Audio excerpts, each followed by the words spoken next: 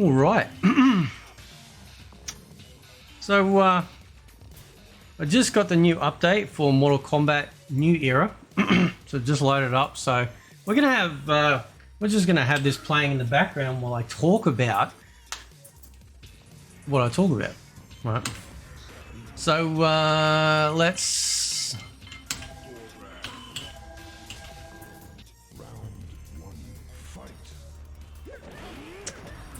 Okay. This is fucking stupid. Right? That's how fucking stupid this shit is. Right? This is crazy, man. Anyway, alright. Let's move on. Should Netherrealm cut ties, divorce, become a divorcee of Warner Brothers Studios? Now, there's been rumors for shit, man, the better part of a year that Warner Brothers and, of course, AT&T, which owns it all, were looking to sell off certain parts of Warner Brothers Gaming, one of which was Netherrealm, right? Now, I want to give my thoughts on that.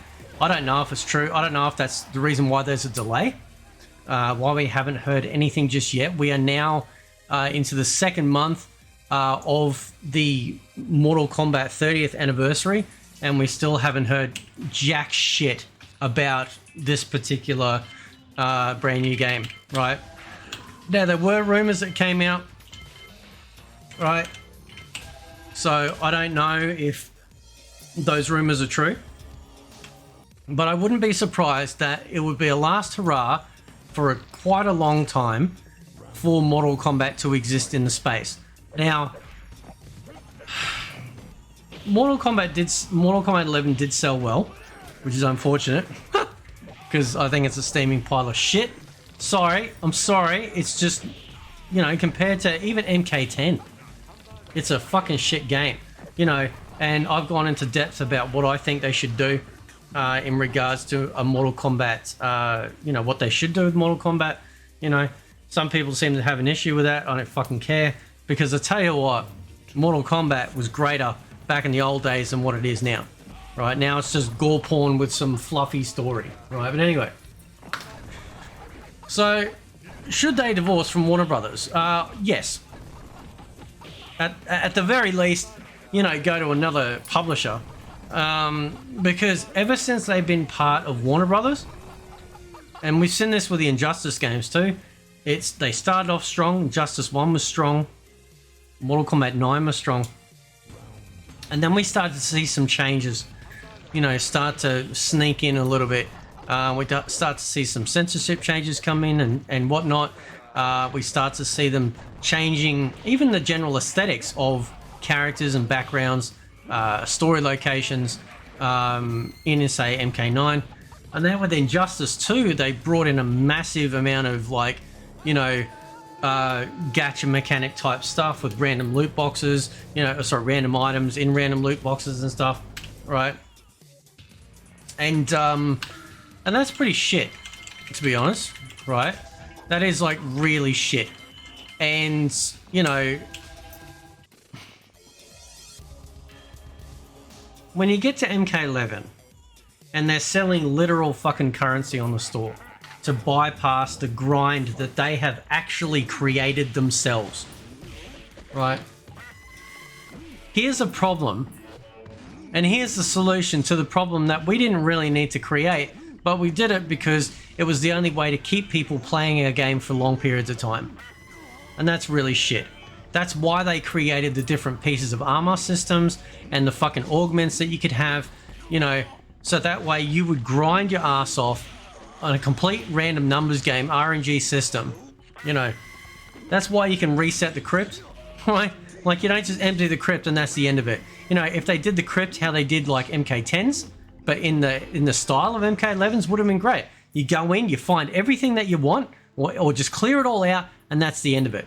And then they can use the crypt for special events, which is what they did in MK11, but that would have been cool. That would have been reason to go back into the crypt.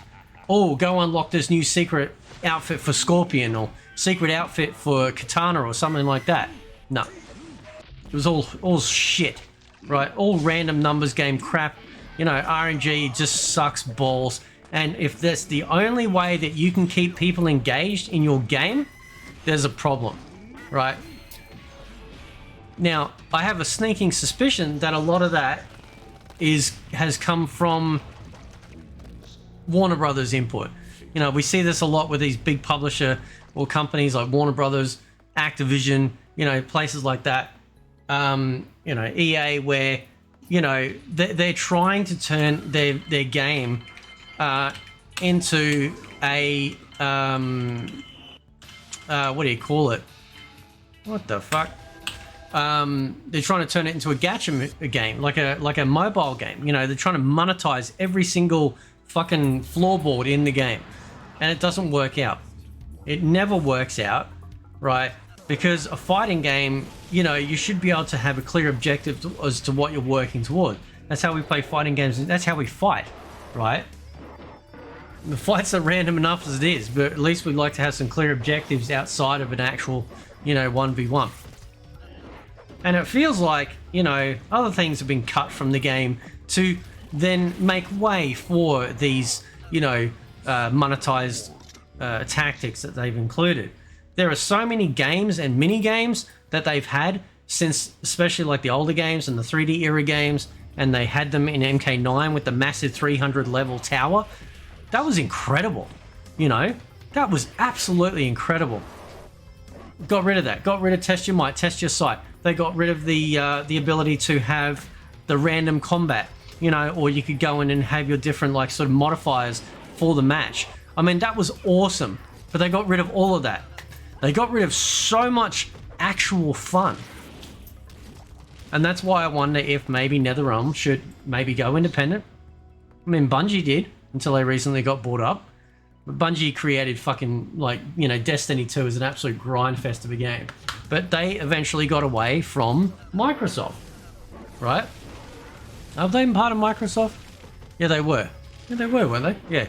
Yeah, they're originally owned by Microsoft. They broke away from Microsoft. And then they've now been bought up by Sony. So it is possible that they can get out. Maybe there's a buyout fee or something like that. But I'm just wondering if we get a better product.